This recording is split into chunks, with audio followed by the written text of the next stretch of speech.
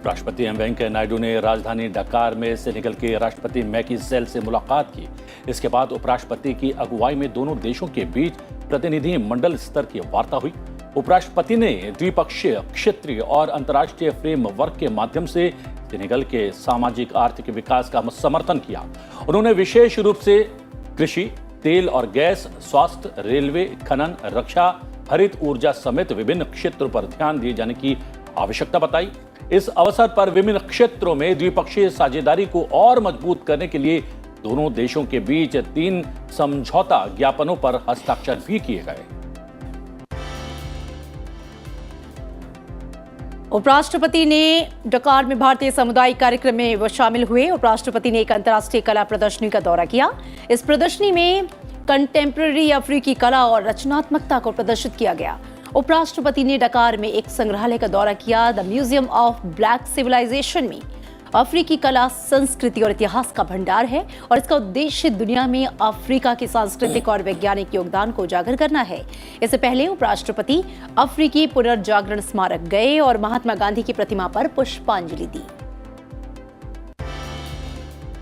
राष्ट्रपति रामनाथ कोविंद आज से 4 दिवसीय उत्तर प्रदेश के दौरे पर हैं। राष्ट्रपति 2 दिन अपने पैतृक गांव परौंक में बिताएंगे। इसके लिए सभी तैयारियां पूरी कर ली गई हैं। मुख्यमंत्री योगी आदित्यनाथ खुद सभी व्यवस्थाओं का अवलोकन कर रहे हैं। प्रधानमंत्री नरेंद्र मोदी आज उत्तर प्रदेश का दौरा करेंगे। प्रधानमंत्री लखनऊ में यूपी इन्वेस्टर्स समिट के ग्राउंड ब्रेकिंग समारोह में हिस्सा लेंगे और इसके बाद प्रधानमंत्री कानपुर जाएंगे, जहां राष्ट्रपति रामनाथ कोविंद के साथ पथरी माता मंदिर जाएंगे। कश्मीर में टारगेट किलिंग के बढ़ते मामलों को देखते हुए गृह मंत्री अमित शाह ने सुरक्षा व्यवस्था की कमान खुद अपने हाथ में ले ली है। इसके अंतर्गत उन्होंने राष्ट्रीय सुरक्षा सलाहकार अजित डोभाल से मंत्रणा की है। साथ ही जम्मू कश्मीर के उपराज्यपाल मनोज सिन्हा और प्रदेश के उच्च अधिकारियों के साथ आज वो विशेष बैठक करने वाले हैं। प्रधानमंत्री नरेंद्र मोदी ने गुरुवार को इजरायल के रक्षा मंत्री बेंजामिन गेट्स से मुलाकात की और द्विपक्षीय सहयोग और बेहतर बनाने और वैश्विक स्थिरता में योगदान करने के तरीकों पर चर्चा की। पीएम मोदी के साथ अपनी बैठक के दौरान गेट्स ने वैश्विक स्थिरता में योगदान करने के लिए सामान्य सिद्धांतों पर निर्माण करते हुए दोनों देशों के बीच रक्षा सहयोग में और अधिक शामिल होने की आवश्यकता पर जोर दिया। इजरायल के रक्षा मंत्री ने गुरुवार को अपने भारतीय समकक्ष राजनाथ सिंह और राष्ट्रीय सुरक्षा सलाहकार अजित डोभाल के साथ बैठक की। देश में इस समय ज्ञानवापी के साथ श्री कृष्ण जन्मभूमि, ईदगाह, मस्जिद और कई अन्य मुद्दे छाए हुए हैं। इन सब के बीच संघ प्रमुख मोहन भागवत ने बड़ा बयान दिया है। उन्होंने कहा है कि मंदिरों के लिए संघ अब कोई नया आंदोलन नहीं करेगा। राम मंदिर आंदोलन के साथ हम थे और वो मकसद अब पूरा हो चुका है। देश का वस्तु का निर्यात मई में 15.46% से बढ़कर 37.29 अरब डॉलर पर पहुंच गया है और ये अब तक का सबसे अधिक निर्यात है। वाणिज्य मंत्रालय की ओर से गुरुवार को जारी आंकड़ों से ये जानकारी मिली है। मुख्य रूप से पेट्रोलियम उत्पाद, इलेक्ट्रॉनिक सामान और रासायनिक क्षेत्र का प्रदर्शन बेहतर रहा है और इसका निर्यात बढ़ा है। मई में आयात 56.14% से बढ़कर 60.62 अरब डॉलर रहा।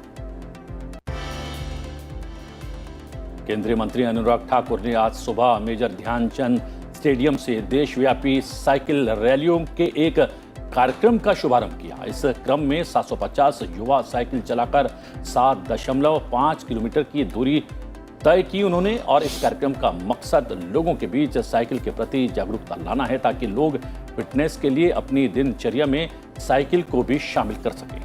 आज विश्व साइकिल दिवस के अवसर पर देश भर में साइकिल रैलियों की शुरुआत की जाएगी।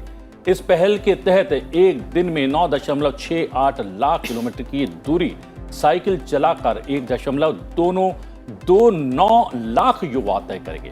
कार्बन के स्तर को कम करने की दिशा में सामान्य जनता को साइकिल के प्रति जागरूक करने का संदेश देते हुए रैली की शुरुआत की गई है। और अब खबरें राज्यों से। राज्यसभा चुनाव को लेकर कांग्रेस और भाजपा के बीच खींचतान शुरू हो गई है। राज्यसभा चुनाव में कांग्रेस पार्टी को क्रॉस वोटिंग का डर ज्यादा ही सता रहा है, इसलिए क्रॉस वोटिंग से बचने के लिए सांसद दीपेंद्र हुडा, प्रदेश कांग्रेस प्रभारी विवेक बंसल, कार्यकारी अध्यक्ष रामकृष्ण गुर्जर, जितेंद्र भारद्वाज और कांग्रेस के 27 विधायकों सहित कुल 37 नेता रायपुर पहुंच गए हैं। इन नेताओं को एक विशेष विमान के जरिए दिल्ली से रायपुर ले जाया गया।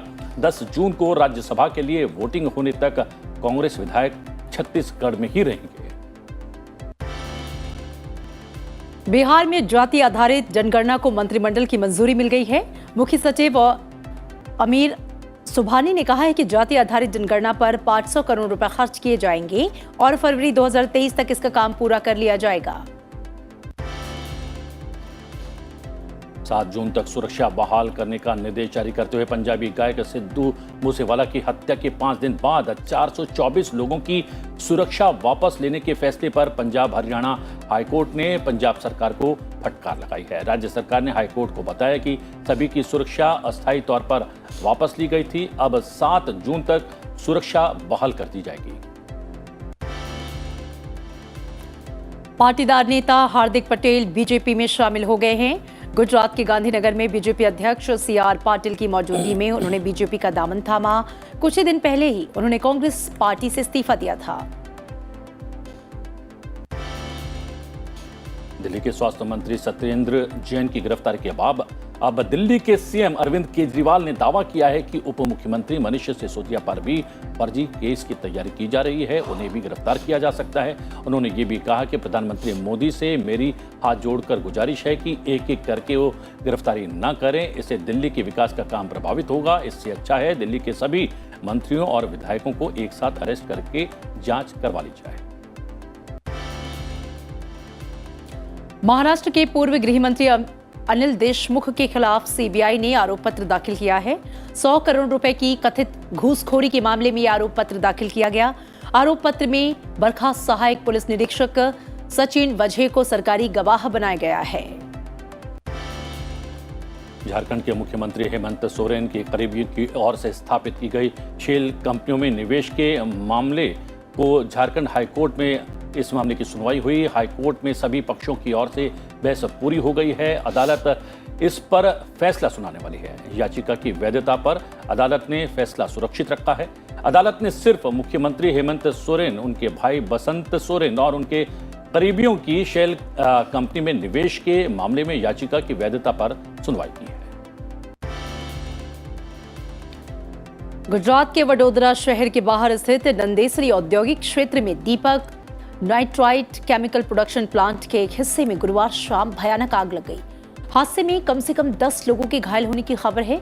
सभी घायलों को अस्पताल में एडमिट कराया गया है और कारखाने के आसपास रहने वाले करीब 700 लोगों को सुरक्षित स्थानों पर भेजा गया है। उत्तर प्रदेश की राजधानी लखनऊ में कोरोना के मरीजों का आंकड़ा लगातार बढ़ता जा रहा है। गुरुवार को स्वास्थ्य विभाग की ओर से जारी आंकड़ों के मुताबिक वायरस ने 40 नए लोगों को संक्रमित कर दिया है। बुधवार को यह संख्या 32 थी। यूपी में पिछले 24 घंटों में 157 नए केसों की पुष्टि हुई है।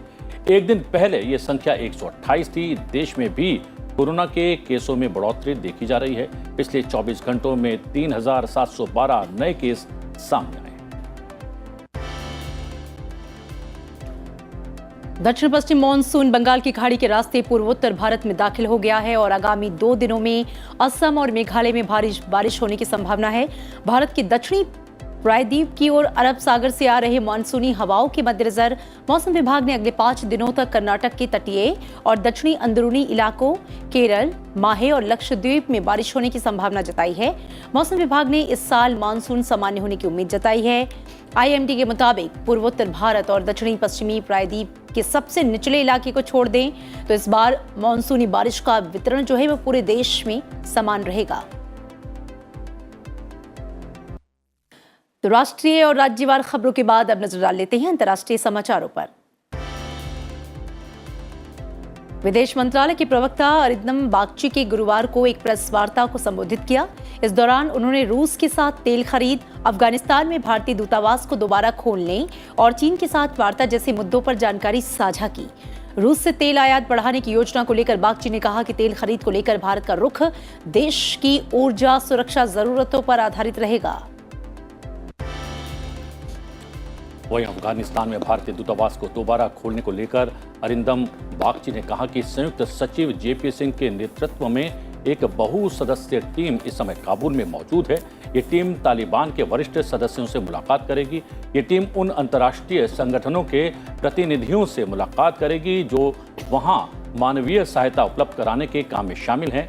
विदेश मंत्रालय के प्रवक्ता ने यह भी कहा कि काबुल में हमारे दूतावास में रखरखाव आदि के लिए स्थानीय स्टाफ मौजूद है। अगस्त 2021 में अफगानिस्तान में बिगड़ती परिस्थितियों के चलते हमने अपने भारतीय अधिकारियों को वहां से वापस बुला लिया था। गौरतलब है कि भारत ने अफगानिस्तान में अपनी मानवीय सहायता अभियान का जायजा लेने और मदद पर तालिबान से बातचीत के लिए विदेश मंत्रालय के अधिकारियों के एक दल को काबुल भेजा है। अमेरिका के पिछले साल अफगानिस्तान छोड़ने और तालिबान के सत्ता पर काबिज होने के बाद भारतीय राजनयिकों का ये पहला दौरा है। हालांकि भारत ने अभी तालिबान शासन को मान्यता नहीं दी है। The team is headed by our Joint Secretary from our PI division, as it's called Pakistan, Afghanistan, Iran division, Shri JP Singh, and it's a multi-member team. I'm not in a position to share the composition of the delegation. I think somebody asked about composition of the team. Suffice that it is of relevant officials who are required to, for this purpose of humanitarian assistance, delivery operations, they're going to oversee that. विदेश मंत्री S Jaishankar ने बृहस्पतिवार को यहां अपने ऑस्ट्रेलियाई समकक्ष Alexander शेलेनबर्ग से मुलाकात की और दोनों नेताओं ने द्विपक्षीय मुद्दों के साथ ही अफगानिस्तान और हिंद प्रशांत की स्थिति पर चर्चा की।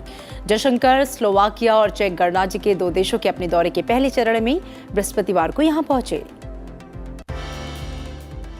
पाकिस्तान के पूर्व प्रधानमंत्री इमरान खान ने देश की शक्तिशाली सेना पर हमला करते हुए स्वीकार किया है कि उनकी सरकार एक कमजोर सरकार थी जिसे हर तरफ से ब्लैकमेल किया जाता था। उन्होंने ये भी कहा कि सत्ता की बागडोर उनके हाथ में नहीं थी और सभी को पता है कि वो किसके पास थे। इमरान खान का इशारा पाकिस्तानी सेना की तरफ था। यूनाइटेड नेशन ऑर्गेनाइजेशन के महासचिव एंटोनियो गुटेरेस ने बुधवार को कहा कि तुर्की के विदेश मंत्री मेवतुल कावुसोग्लू ने चिट्ठी लिखकर यह बताया है कि अब उनके देश को तुर्की नहीं बल्कि तुर्कीये के नाम से जाना जाए। हमने इस गुजारिश को मंजूर किया है। माना जा रहा है कि तुर्की की सरकार दुनिया में तुर्कीये को ब्रांड नेम बनाना चाहती है और ऐसा इसलिए क्योंकि टर्की या तुर्की शब्द वहां की भाषा के मुताबिक नेगेटिव माना जाता है और इसी वजह से यहां के नागरिक 1923 में तुर्की की स्वतंत्रता की घोषणा के बाद से ही इसे तुर्कीये बोलते आ रहे हैं। भारत ने पड़ोसी मुल्क श्रीलंका को उर्वरकों की आपूर्ति का आश्वासन दिया है ताकि कर्ज में डूबे हुए इस देश को फसलों के नुकसान को कम करने और आर्थिक संकट से होने वाली खाद्य पदार्थों की गंभीर कमी को दूर करने में मदद मिल सके। श्रीलंका के राष्ट्रपति राजपक्षे के कार्यालय ने ये बयान जारी किया है और ये जानकारी भी दी है। उन्होंने कहा है कि उर्वरकों की आपूर्ति लाइन ऑफ क्रेडिट के तहत की जाएगी और खेप के कोलंबो पहुंचने के 20 दिनों के भीतर वितरित भी की जाएगी। विश्व बैंक कर्ज के बोझ से दबे श्रीलंका के प्रधानमंत्री रानिल विक्रमसिंघे ने कहा है कि सरकार इस साल पुनर्भुगतान के लिए $5 अरब और साथ ही देश के मुद्रा भंडार को बढ़ाने के लिए $1 अरब का लक्ष्य रख रही है।